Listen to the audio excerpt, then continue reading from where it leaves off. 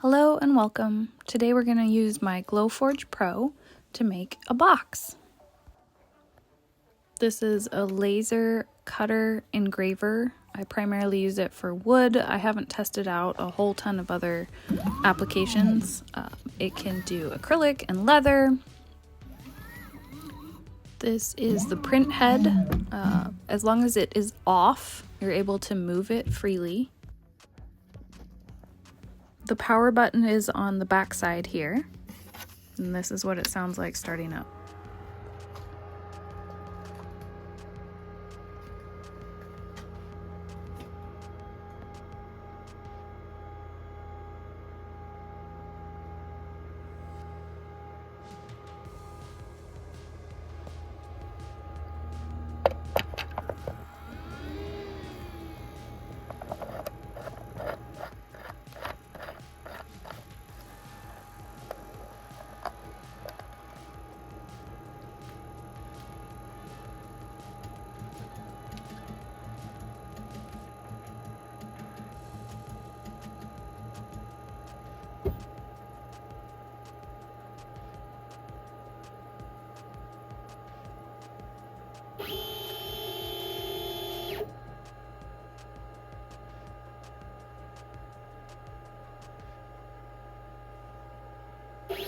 As a heads up, I do have a couple more sound examples coming up in this video to show what the fan sounds like and what it sounds like when the machine is running.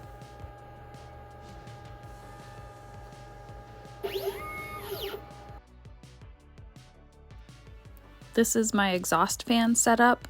Opted to turn off the interior fan of the Glowforge because it sounds just about as loud as a vacuum cleaner, and this fan is an awful lot quieter, more powerful, and exhausts straight outside.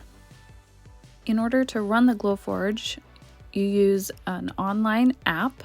I've already logged in. My machine is called Earl's Beast because this thing is chunky, and this is what the interface looks like, and we're going to switch over to My Designs.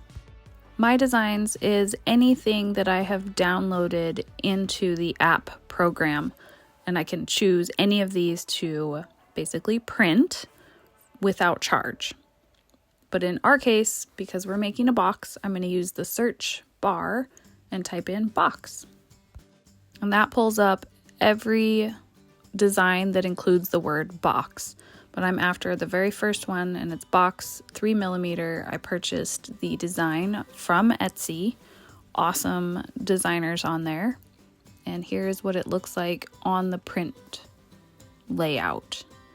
And all of this is interactive. You can highlight things either on the screen or on the sidebar menu to see what each piece looks like.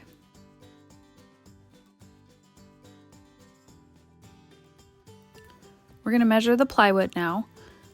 The Glowforge will cut through both of these thicknesses. One is 3mm or 1/8 inch, or 5mm, which is 1/4 inch. I use my digital calipers just to make sure I know what I'm doing. They suggest that every time. I buy plywood in the gigantic 4x8 sheets, and then my husband and I cut them down to fit in the Glowforge bed. This was just confirming thicknesses, and we're going to pull the thicker one aside because we specifically need the thinner plywood for this box. The thickness of the wood does matter since this box is designed to be friction fit. And I realize I did not show you my little pin down things, but they fit into the bed of the Glowforge. It has little honeycomb holes. So these pins snugly fit in there and hold the wood as flat as possible.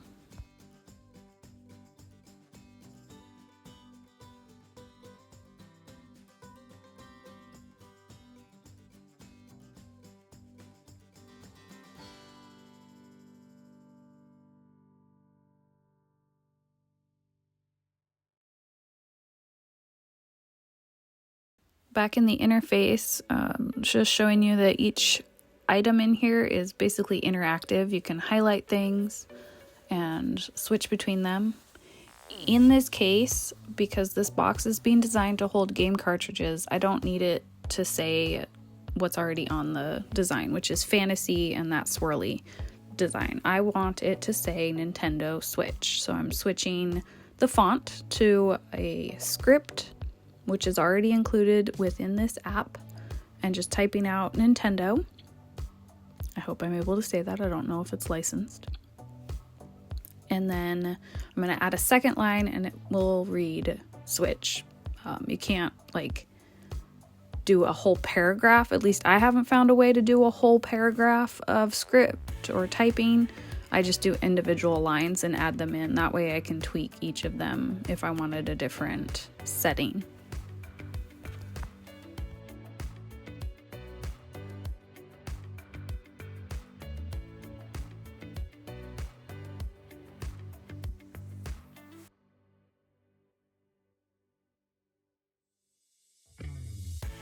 And I want to make sure that I get the font the correct size so that it looks decent. Just sizing up here. And then I need to center it.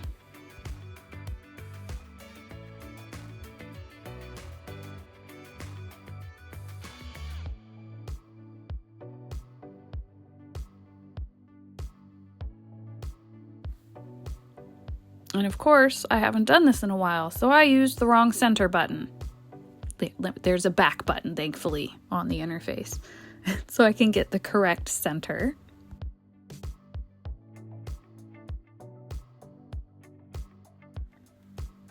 And then I want to highlight the whole design individually and center all of it just so that it's ready to go. Up next, I realized that I didn't have art ready. So I went and quickly drew out a little mushroom, and I need to convert it from PNG on Procreate into an SVG. If I don't do that, I can't do a lot in the Glowforge interface. It specifically needs to be an SVG so that it is modifiable. In case you're not aware, SVG means scalable vector graphic, and that the result is that you can manipulate it to change size without warping the design. Side note, I am self-taught in graphic design, so if I didn't describe any of that correctly, apologies. I can only do so much.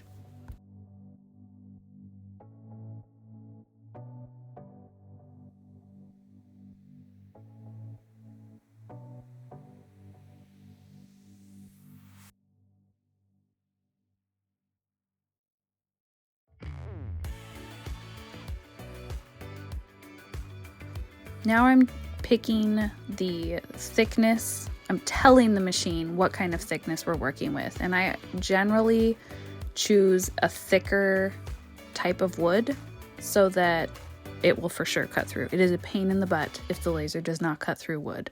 And I have had that happen many times.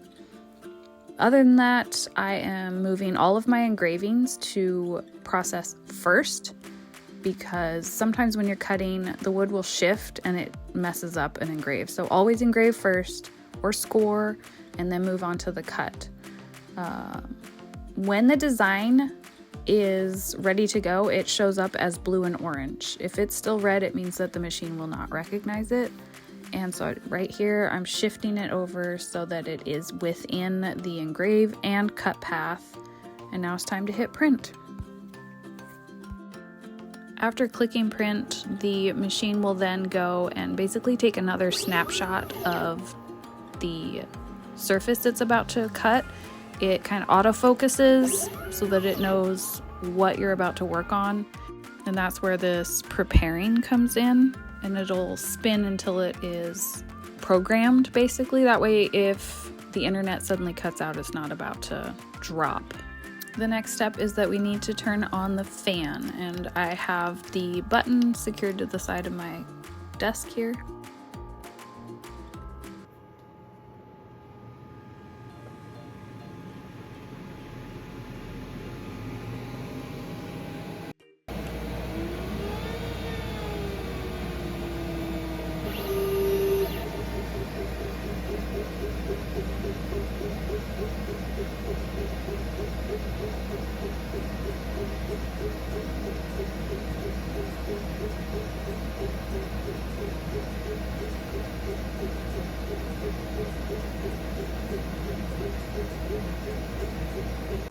And that's just an example of what it sounds like and the actual speed. Now we're going to speed it up like crazy amount because you don't need to sit around for the next 46 minutes waiting for this to finish. That's the beauty of videos. We can just skip all of the slow parts and move on. And disclaimer, I hope that I make using the Glowforge look easy, but there is a whole backstory of the learning curve for me, having come from no graphic design background, no idea on how CNC machines worked, to trying to get this up and running. It took me months back when I first got it, months to learn how everything worked, how to create my own art to put into here, and it was worth it. I love running this machine. Here's a quick check-in photo on how the engraving's going.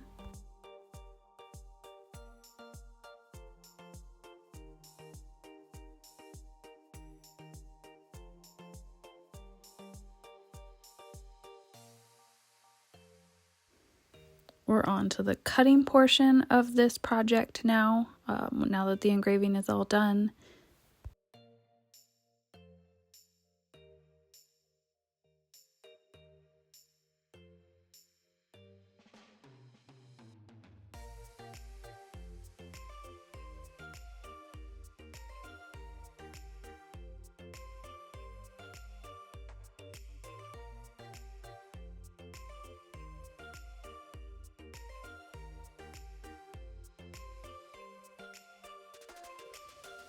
It's on the last few seconds, and now we get to take it out. Thankfully, it cut beautifully so that I didn't have to try ripping wood out of it. I like to use a rag to clean up the charred edges. My hands still end up filthy, and personally, I love the smell. It smells like slightly burnt wood.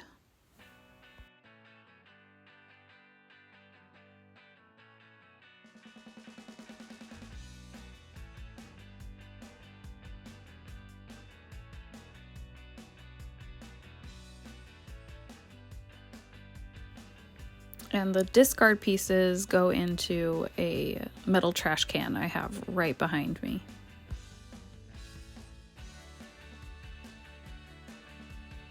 This is the little tab to open the box. I went ahead and put it in right away so don't lose it. I have a little pokey tool to pop any cast off pieces out if they're a little bit stuck. It has come in super handy.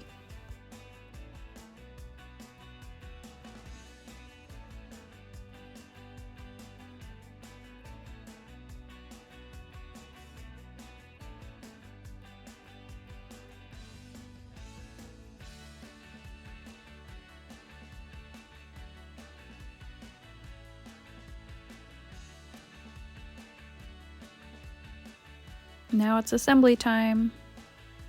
And it's like building a puzzle. I do have a reference box next to me that I had originally made a few years ago. And that way I get an idea on where the pieces need to go.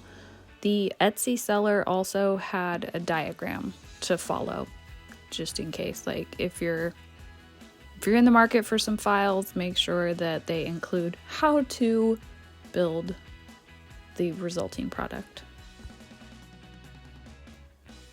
It's right about here that I realized the wood is not the full 3 millimeters that was needed, and so the pieces are not actually friction fitting together. It's gonna need some glue. But I'll go ahead and show you how the box goes together, and these are the hinges.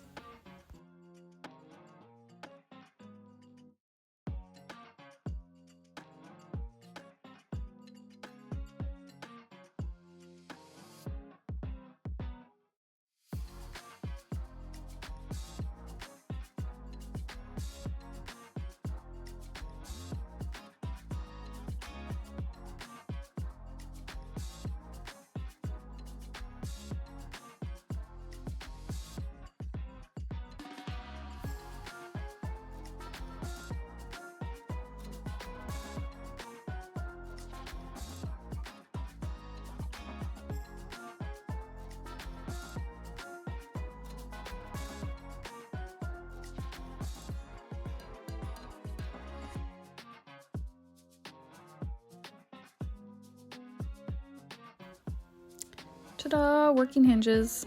The design is pretty great. This is when you see that a square peg can go into a round hole and still work.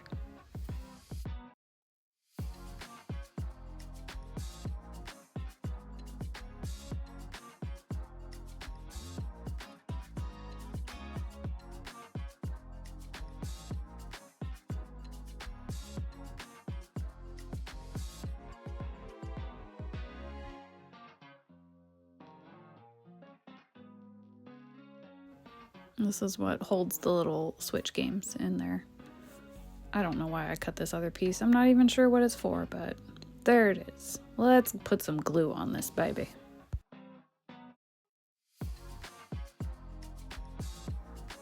I'm using tacky glue.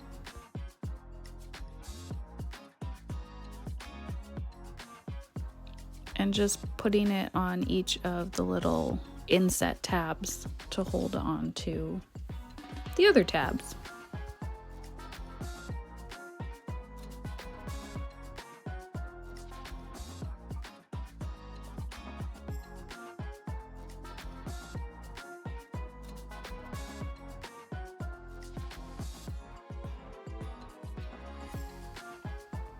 And I do that all the way around for top and bottom of the box, and then I put glue on the little tabs for the hinges that are showing. And there you have it. Of course, the glue's not dry yet, but it'll get there. It'll get there.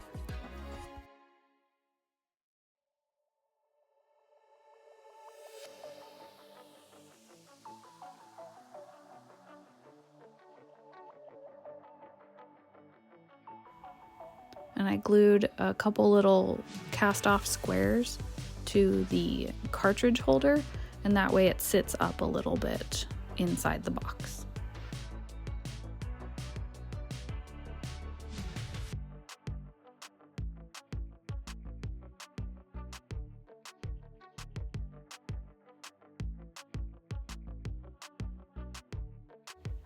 And here is my box. Disclaimer, all of these Switch games have been collected over years. Literal years. I did not get these overnight. I don't have that kind of cash on hand. And there you go. You're still able to see what each game is. You can read the label. Fits inside the box, no problem. And this is ready to be gifted to my good friends. Their gaming handles are aylakenolea and Trainwrecked. Thanks for watching!